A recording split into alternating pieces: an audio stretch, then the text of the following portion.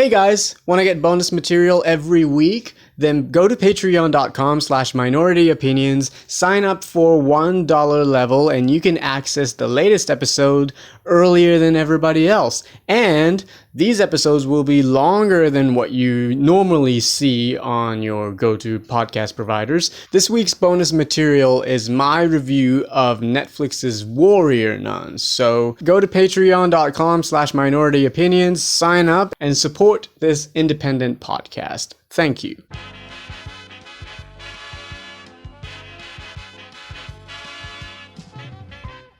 Well, hello and welcome to the program. This is Minority Opinions Podcast. I am Hito. And I am Ricardo.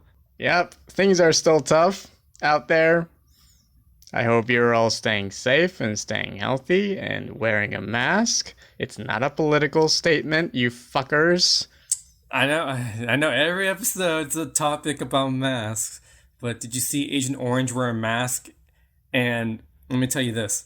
He hired a new marketing manager, and apparently he took over his Twitter and tweeted, "Hey everybody, it's your American duty to wear a mask now," from his account. So everyone's like, oh, "What? He didn't mean that." The leftists made him say that. It's like, dude, he has the password to his own account. What are you on about? I saw him doing one of those White House press conferences, and one of the reporters saying, like, "Why are you not wearing a mask right now?" And he's like, "I got it. It's in my pocket." It's like, wear it, damn it. What are you doing?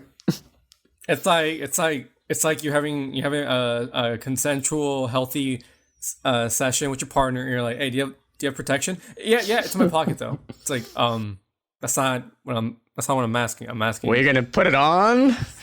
He's like, "But I have it though." It's like, that's not the point. But yeah, his PR stunt. It's not. I know I'm like 22. I have a film degree, but I feel like I could be a good media, advertiser better than anybody at Agent Orange has hired. Yeah, it's just like I'll just be like, "Hey," he's like, "Hey, should I tweet this?" I'll be like, "Homie, no, don't. What are you doing?"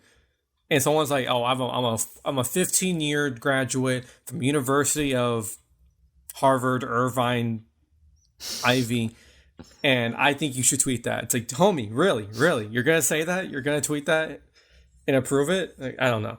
That it's shocking. Yeah, well, don't trust Republicans unless it's Mitt Romney. I trust that man. He is. I don't know if it's just a political stunt or trying to reelect, but he's doing okay. He's one of those people where, like, even though we have different ways on how things should work, if his arguments are like solid and he's not, mudslinging and, not, racist, mm-hmm. that's like, I'd be down for that. That's crazy I have to say that. You know what I mean? That's crazy that I have to say that statement. I don't know. That's crazy Ricky again, as crazy ideas. Radical leftists, apparently. Yeah, apparently. Anyways, so Comic-Con at home is happening. Usually when there's a huge convention regarding movies and comic book stuff, important news drops, usually. And this week there were, well, by the time this episode drops, it's last week. But recently we had like a so many release date being delayed and postponed, either by an entire year or a few months. Yeah, several movies got like delayed, and I think like Disney, like their entire like schedule for like the next like 20 decades just got like disrupted. Yeah. So they just released like, "Hey, here's our plans for current movies we're going to release." Some of them, they were familiar. You remember some of them. It's like, "Oh yeah, that's coming out." Like, like Avatar, mm-hmm. or like Mulan. You're just like, "Oh yeah, those exist." Yeah. And then, of course, the big one that I kind of gave up on, Tenet.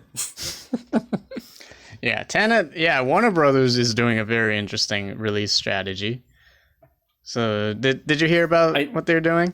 Are they just pushing the release date always by like 1 or 2 months so they could kind of be the first movie people go see after the quarantine opened? Not really. So what they decided to do is they're gonna release Tenet in Europe first. Okay. Because things are slowing down in Europe and the economy, they're trying to rebuild their economy. And I think Warner Bros. Is negotiating with the European distributors that they're going to release it at the end of August. They're eyeing for like August 26th. And they're going to roll out in Asia first.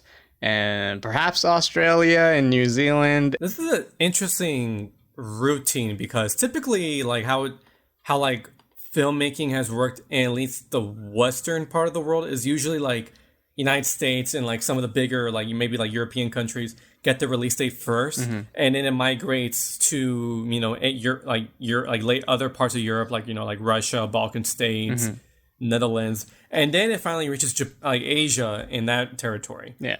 And now it seems like it's going reverse. It's a very interesting turnaround because like would and in like an economic standpoint, would it really affect the performance and success of the film if it only released in Asia first, considering their lockdown regulations have like lightened a bit since they're not idiotic like the States? Well, the things are pretty idiotic in Japan, but yeah. So I think it's gonna it may or may not open in China. I know South Korea is definitely eyeing for Tenet. But China is like 2 hours and 30 minutes. It's too long. So we're not sure about, that movie getting released over there. But I've heard like so many concerns, mostly from like American film pundits or film critics, that, if they release it overseas first, like piracy is gonna, affect how it performs in the States. I'm like, dude, don't even mention it. It's like we know that's happening in the underground, so it'll be fine. Like there's this somebody posted this thing on Twitter and said that Avengers Endgame became like the highest grossing movie of all time, and that movie was pirated like globally. I think it's gonna be fine. I think so many people, particularly Americans, are being paranoid because they don't get their movies first. Yeah, it just, if you always use the argument like, what about this? What about that? There's always gonna be an external factor. It just that reminds me of an exercise we had where it was like we had to make a perfect utopia in our class. Yeah. And our teacher, one of our teammates was like, well, our currency is going to be based on, I remember the movie Time with Justin Timberlake? Yeah. It was like, oh, ours is going to be like a barcode on your wrist. So if you want to pay, you scan it with your wrist. And everyone's like, oh, that's a cool sci-fi idea. Someone's like, well, what if they just chop off your hand and use it to buy stuff? How do you prevent that? It's like, it's not finalized. This is a stupid assignment for a make-believe society where there's always going to be complications of something. Yeah. And the hype behind, because movies like Christopher Nolan, like every summer, like Dark Knight Rises, Inception, Tenet, and Dunkirk, they have always been like this big monumental film stuff. Like if you ask any film buff, film historian, film person, they're like, oh, I love Christopher Nolan because every time he releases a movie, it's like a big spectacle event. Yeah. So then the spectacle and the excitement is going to be greater than people are like, I'm going to private the movie. It's like, no, people are going to go see it in a theater because they love that director and they want to see it. Mm-hmm. And let's say the tickets are still $12. It's still going to surpass the amount of piracy. Piracy is always going to happen for people who don't have direct access to theaters. Yeah. But the people who do have access, like you and I, we're going to flock to those theaters because we want to see the best experience possible. RIP Dolby IMAX and the Metreon. But still. Yeah. So I think things are going to be fine. I mean, sure, some assholes are going to spoil. But, that's pretty much what happens in any country that gets, like, their movies, like, months and months after, like, North American premiere or a film festival premiere, so... I don't know, when's Japan gonna get the film? Is there official or estimated time for that? September.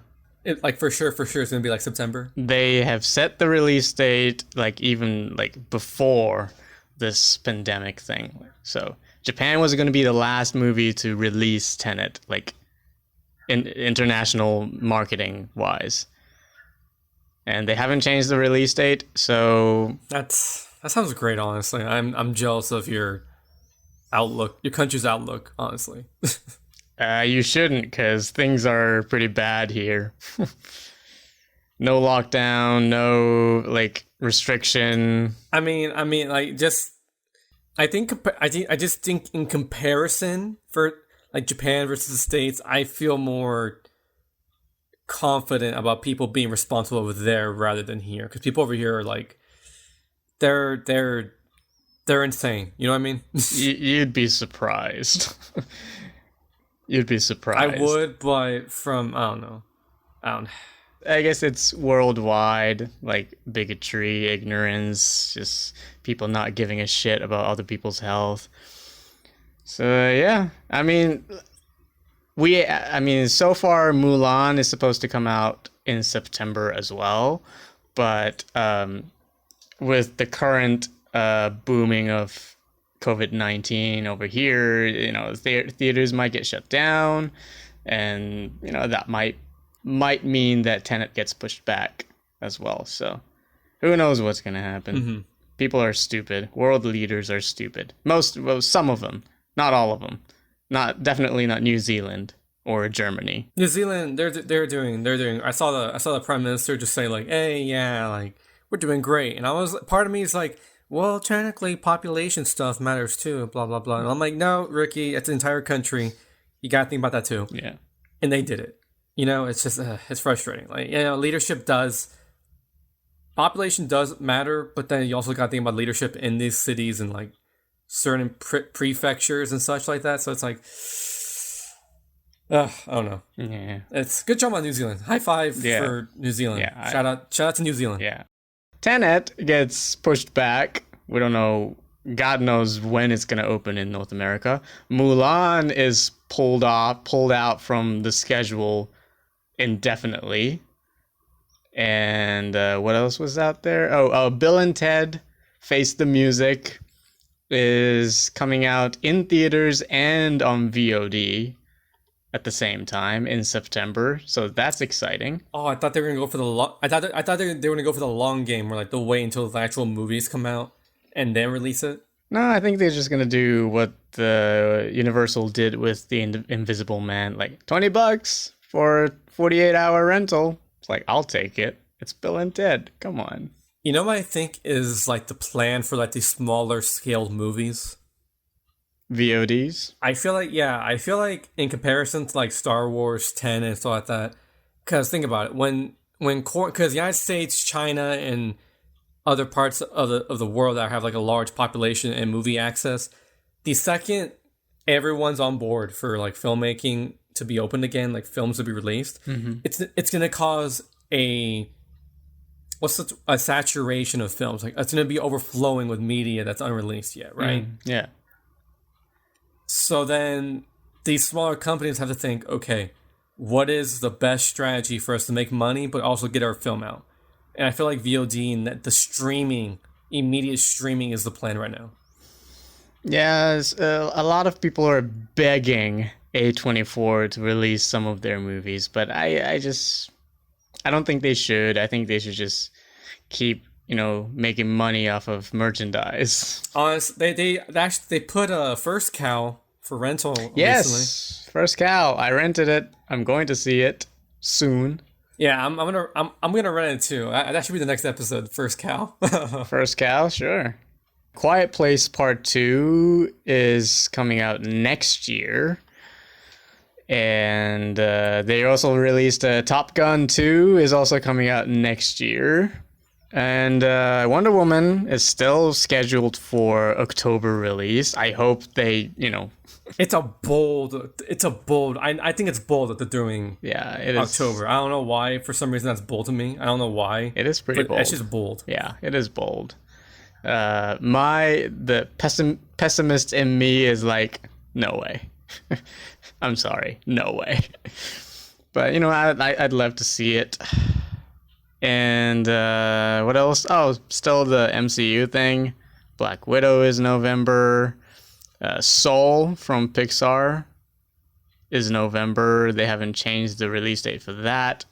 The New Mutants is still coming out. Supposed to come out at the end of August. They had a panel. Yeah, they had a panel at the Comic-Con at Home like a couple days ago. And I think they released like the first 2 minutes of the movie. Sure. I don't know. I'm the pessimistic in me is just like anytime I hear it, it's like oh, when it's like a video game. It's like, oh, when's Half-Life 3 gonna come out? It's like, I don't know. Never. It's like okay, thanks. It's like that's how I feel right now. It's just like, oh yeah, New Mutants coming out. I'm like, sure. It's just I don't know. I want to hear that. I'm not trying to be pessimistic, but when you say New Mutants, I'm like, yeah, sure. Yeah, that movie is cursed. I don't know when you get to go back to movie theaters. Are there any drive-ins nearby for you? See, there is, but there's like 2 near me that are like reasonably close to me. Okay. Because one's in Riverside, but then if it's like a specific movie that I don't like, even if I wanted to go, it will be so packed that no one could like there's going to be a limit. There's going to be a limit at some point. I miss AMC Movie Pass so much. I miss when I sit down at the theater and it was like, and thank you to our great AMC Stub members. You're the reason why we keep going. And I was like, that's me. Now I'm just home like, God damn it. I hope they're not charging you during the pandemic. No, it was crazy. Like the first week it happened, it was like, hey, we're canceling your account no matter what because we know that our stores will be closed and it won't be fair that if you pay for it. And I was like, thanks, AMC. And I'm a corporate shill for AMC movie stuff. I do not care. I'm a corporate shill.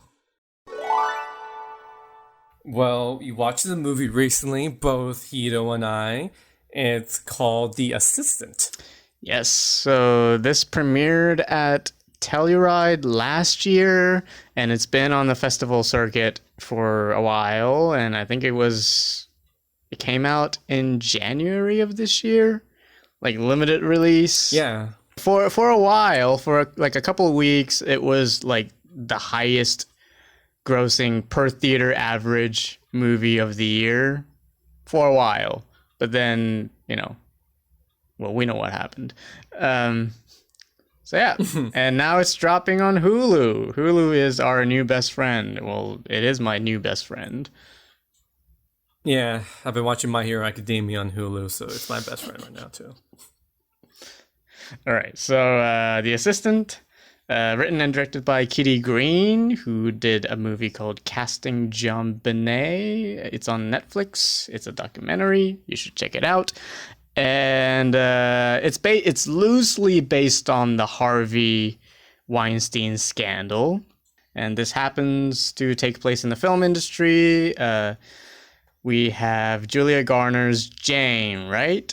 Yes, I think probably referencing the Jane Doe name used as like a generic name for, not generic, but the common everyday every woman name. Mm-hmm. Right. I don't know if that's the right term to use. Yeah, and I think this movie is very, this film is very vague. Not in a bad way. It's very vague for a good reason. Like it's definitely reminiscent of the Me Too movement, but it doesn't directly address it. Mm-hmm. But everyone knows that's what it's talking about. Yeah. So she's a recent college graduate from Northwestern University, and she started working at this, I'm assuming, like, production company in New York.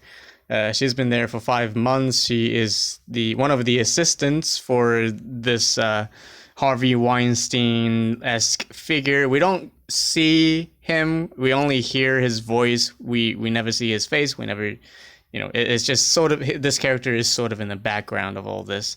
And it's a day in the life of this girl. And it shows what she goes through in a day, and it's a movie about systemic oppression in workplace and how toxic it can be, especially when people in power abuse their power. It's not the most active film that we've seen recently. You mean dramatic? Not dramatic. That's more like because I think there is some drama that's very suspense in it, but it's not as like flashy or as melodramatic as we've seen in other films. You know, like this movie is slow. It's a very slow. Not I wouldn't say it's not. Yeah, it's slow. It's a slow burn type of film. Right. Like it definitely doesn't rush, and it doesn't just by the conclusions of the film. It doesn't try to make anything epic or like extraneous or like flashy. It focuses more on the simple everyday small actions that people that work in like offices have to endure on a day-to-day basis. Because like when you watch the movie, you kind of feel like you're Jane as well. Like it just feels so tight, and like a lot of the shots are like they're always in a building. There's never outside shots. It's always in a building. Well, for the most part. Yeah, like there's like zero nature. There's no warm colors. She's the main character, Jane. She's wearing pink, and everyone else is wearing like grays, dark blues, and blacks.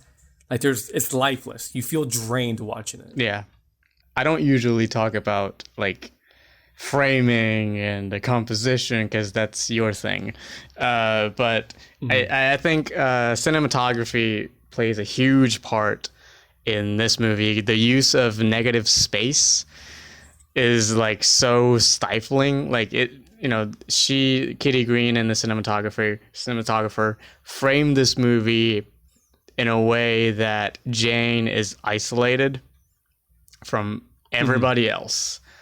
And there's always like a headspace above her, and like so much like things that most cinematographers wouldn't show, because that would consider like negative space. It's the space that shows basically nothing. It's like a gray wall, and usually it's considered bad because audiences eyes would be like going all over the place. It's like, well, why are there so much space above her head and beside her? But this, I think it was very effective. Yeah, I felt her loneliness. Julia Garner, by the way, whom I'm a big fan of, I think she is a terrific actor. She's great in pretty much anything. She's great in this. She's fantastic. And everything you need to know about this character, what she's feeling, what she's thinking, it's all like expressed through the tiniest gestures. Julia Garner, I love her acting so much in this film. She's so... did it feel a little bit theatrical in this film? It didn't really rely on like, I feel depressed. It's more like just subtle moments where you're just like, oh my god, she's scared, or she's nervous, or she's in pain. Because it never tells you that. It never tells you. It's the classic example, show don't tell. But you really see her and you're like, wow, she is feeling she feels terrible right now. She feels stressed. She's frustrated. We know, like her control over visual cues are so strong and so understanding. Like you could show this movie internationally and people would know exactly how she feels. Yeah. Just oh my god! And what you mentioned about the negative space, when have you that famous photo? No, not famous photo. It's a painting where it's like out the stick. He's on a mountain. He's overlooking all of nature and stuff like that. Maybe it's like a foggy picture. Maybe.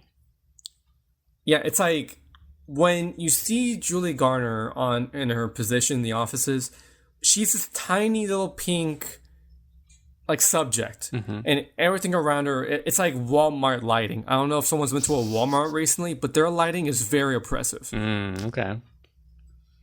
And you're just like, oh god, this feels awful and artificial. Everything about that scene and every frame she's in is just so oppressive. Like this is me theoretical. Like when she's wearing pink, she's like I mean it could correlate to gender, like women are typically associated with pink, so we're gonna use that. and then she's the last life or the last optimism for this youth in this setting. And then the gray setting just absorb, like eating her, like, yeah, we're gonna suck the life out of you.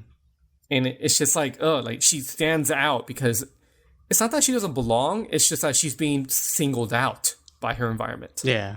Which is you could argue, yeah, it's the film industry and Harvey Weinstein, but you couldn't relate this to any other industry, like a person working for a shoe company in finance or marketing, a person working in an office type job, a retail store job, a food job.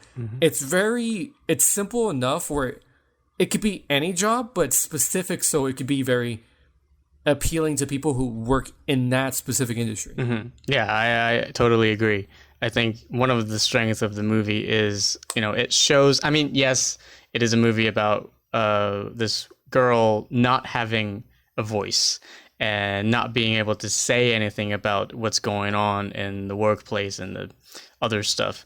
And I understand, I'm a dude, I have male privilege, and I will never, experience the kind of harassment that most women go through in a workplace.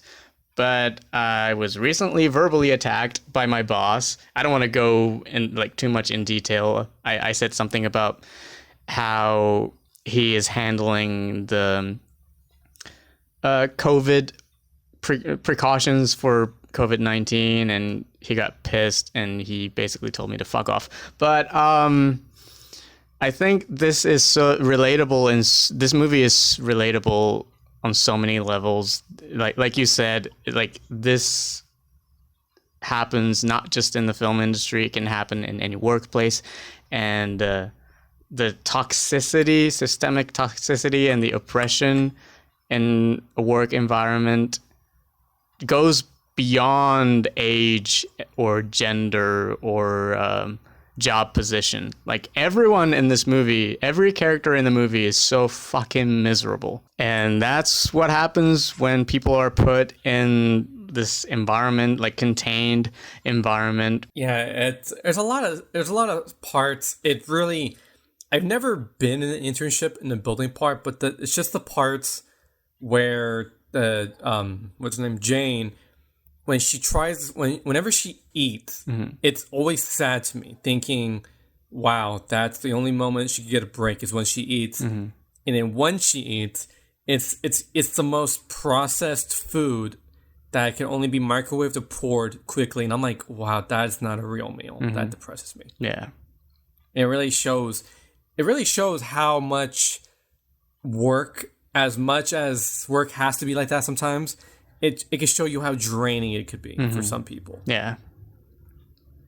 And it does a good job, like, Fruit Loops, a TV dinner. I don't know, man. I feel like in any scenario, TV dinners are super depressing. Yeah, it is. Like, it's TV dinners are associated with low income, easily prepared, or food on the go that it's easy to make because you don't have time to go home and make a decent meal. It's like, geez, and you need this job, so it's very difficult to deny the power that's in the place, like the Harvey Weinstein character in this film, which is interesting they never showed him. I think it's interesting they never showed him. Yeah. So if you have a Hulu account, check out The Assistant. I for me, it's one of my favorite films of 2020. It was very effective. It's pretty good. Yeah, it's really good. I will say, like, maybe we can both agree on this. It's not really a story-driven movie or plot-driven film. No, not at all. It's more like an experience, like auditorial and visual. Yeah, it's about what's not said. There you go. That's you nailed it. That's the best sentence you said all day. All day. Well, cool. All day. That's the best sentence you said all day. Tattoo that on you. I'll tattoo it on my forehead. Exactly. Say damaged, and then that quote. It's about what's not said. And people are like, wow, that is hella deep. All right, so thanks for listening. Go subscribe and review us on Apple Podcasts, and follow us on Twitter at MinorityOpod. Instagram page, we're going to delete it because It's not working. We own it. That's why. It's not working. And that's how it is. Yeah. Go to our Patreon page, patreon.com/minority opinions. You can get some cool shit, extra shit, extended episode for anyone who gives us $1, because, you know, we need money. And follow Ricardo on Twitter and Instagram. Just, you know, what is it? I forgot your Instagram is Ricky_Ricardo987, or it's Ricky Ricardo_987. I don't remember. But then Twitter is Ricky Ricardo_76. Cool. And we just opened our YouTube channel. I'm uploading past episode in the video format. If you want to subscribe, please do. And wasn't it like the 1 year anniversary of the podcast? Yes. God, so much with so much happening, I totally forgot to mention. Yeah, we had our 1 year anniversary like a month ago. Ah, shit, I forgot. Ah, God. Yeah, but it's been a year. It's been a fun ride. Although we don't get to talk about new movies lately. Woo! Last year we were bowling in movies. We were just like, yo, you gonna go see Toy Story 4? Yeah, I'm gonna go see it in a theater with my family. And it's like, nah. Young Ricky back then was wrong. Yeah, those were good times. But anyways, follow Hito too on social media. If you want, sure. If you want. Yeah, if you want. I don't care. I don't care about fame. So optimistic. Yeah. Anyone who can give me a green card, I'll love you forever. Yeah. Thank you, Ricardo, for discussing The Assistant with moi. And thank you for hearing my depressing critiques on the current workplace environment in the film industry. And we will see you all sometime soon, probably next week, on Minority Opinions Podcast. And remember, go beyond. What? Plus ultra. What? It's from My Hero Academia. I find it very inspiring. Oh, okay. Go beyond plus ultra. Laters.